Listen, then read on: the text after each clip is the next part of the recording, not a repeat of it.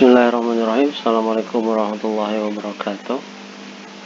Baik, mahasiswaku D3 Anafarma untuk kuliah teknik analisis fisika dan elektrokimia, insyaallah selanjutnya akan digunakan metode seperti ini. Jadi ada video pembelajaran yang akan saya buat setiap minggunya, kemudian video yang telah saya buat akan saya unggah ke halaman YouTube saya.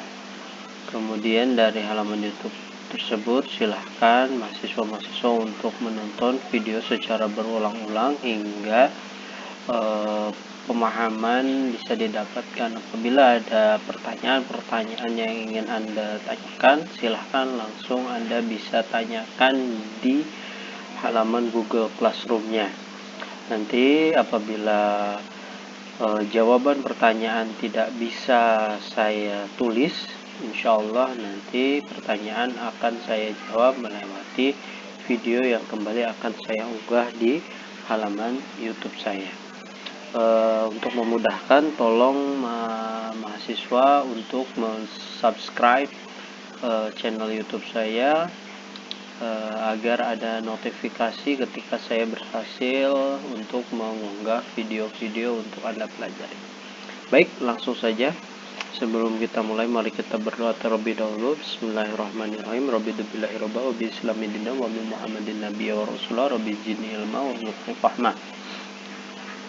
Baik, kita lanjutkan bahasan kita kali ini di teknik analisis fisika dan elektrokimia. Kita masuk ke titrasi secara potensiometri pada senyawa asam dan basa. Jadi pada dasarnya konsepnya ini cukup sederhana. Kalau titrasi yang sebelumnya Anda pernah pelajari di mata kuliah kimia analisis kuantitatif bersama saya, itu menggunakan indikator warna. Nah, sekarang indikator yang digunakan dalam metode ini bukan lagi warna, tetapi indikator yang digunakan adalah pH meter. Jadi kita ukur pH-nya berdasarkan penambahan titrannya. Konsep dasarnya sederhana seperti itu. Untuk memahami ini tentu saja kita harus merefresh dulu mengenai pengertian. Nah, mudah-mudahan kalian belum lupa tentang materi yang pernah saya jelaskan. Ini saya rasa ini berkali-kali saya jelaskan di kelas sebelumnya. Oke, tidak semuanya, ini hanya mereview saja. Oke, mengenai teori asam basa, ini yang berkaitan erat adalah teori yang dikemukakan oleh Arrhenius. Ya, teori ini sudah sangat lama, tahun 1884. Arrhenius memberikan definisi, yaitu asam adalah senyawa yang jika dilarutkan dalam air melepaskan ion H+.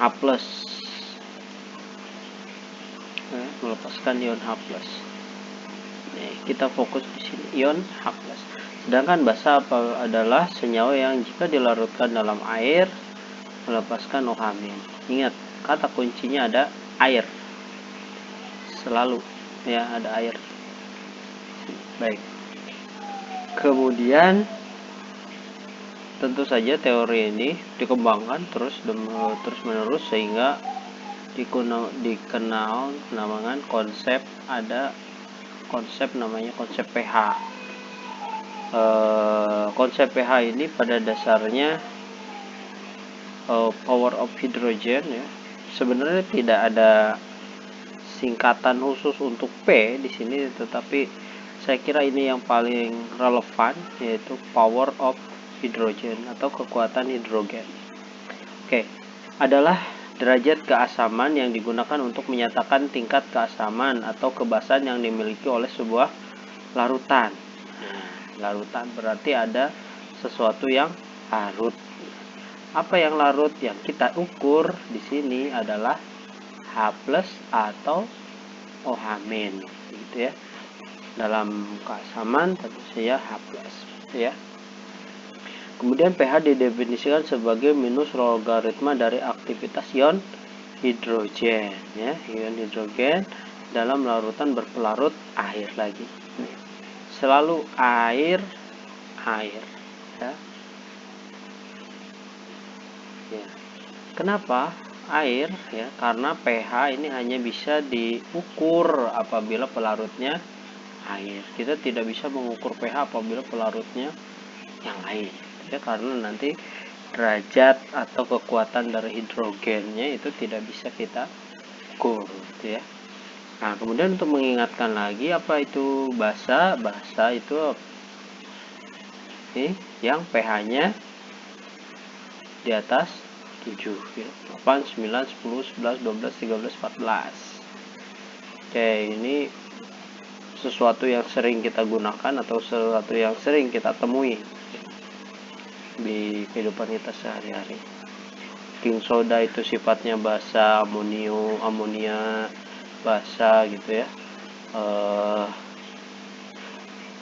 Yang sabun-sabun ya, yang untuk membersihkan ya, bleaching itu sifatnya basa ya. Kemudian yang sifatnya asam, kopi ya, terus beberapa jus, soda itu asam ya, tentu saja lemon, jeruk itu asam. Kemudian baterai ya, baterai aki itu asam ya, biasanya pakai asam sulfat.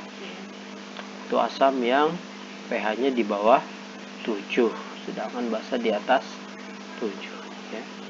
Itu hanya untuk refresh. Ini akan memudahkan kita dalam mempelajari mengenai analisis menggunakan pH meter ya. Oke.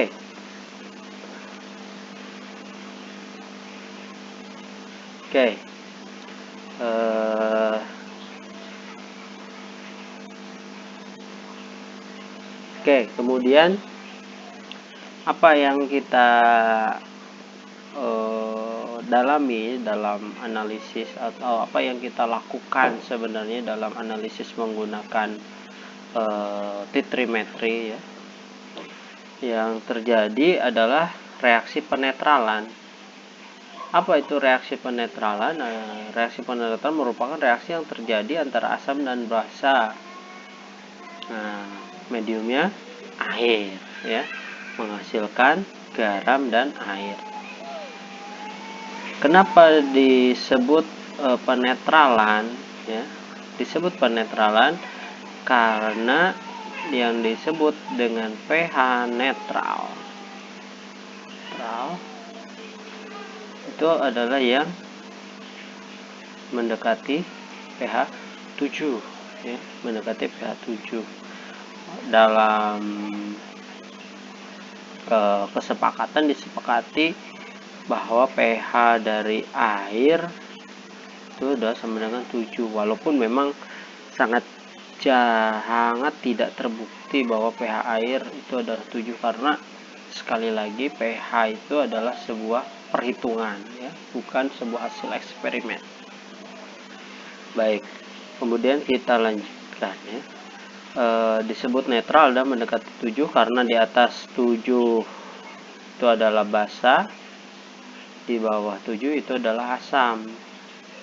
Nah, sehingga ketika kita mereaksikan asam dan basa, kita reaksikan, maka dianggap jumlah basa akan sama dengan asam atau jumlah asam akan sama dengan basa apabila pH-nya sudah 7. Pada dasarnya konsepnya seperti itu.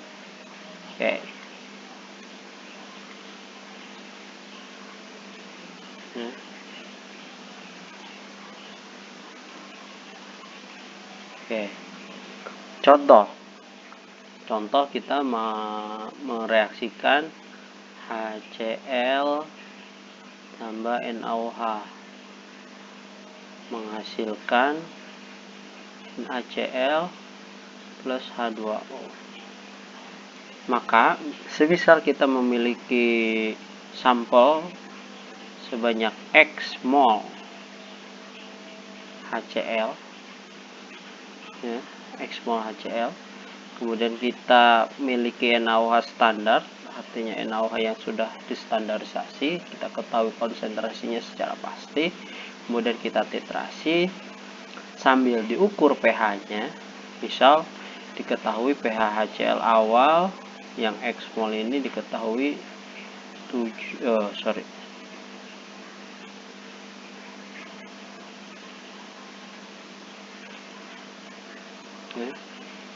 ketahui pH awalnya misal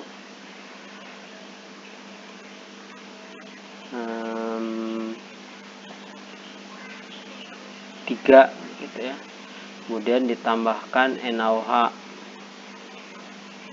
dengan konsentrasi 0,05 N, dan tambahkan tetes demi tetes, kemudian atau mililiter demi mililiter, pasti pH-nya akan meningkat. Tambahkan 0,5, misal pH-nya jadi 3,5, tambahkan 0,6 jadi 3,6, tambahkan 0,7, pH-nya jadi 3,7, dan seterusnya naik hingga saat dimana ketika ditambahkan sejumlah tertentu pH-nya menjadi melonjak, misal dari 3,9 gitu, tiba-tiba naik langsung ke 8,7, misal seperti itu. Nah, lonjakan pH inilah ya yang dinyatakan sebagai titik ekivalen. Nah, seperti kita lihat di sini, tetes demi tetes NaOH kita tambahkan, maka terjadi lonjakan pH. Ini menunjukkan bahwa di sini adalah titik ekivalennya. Ya.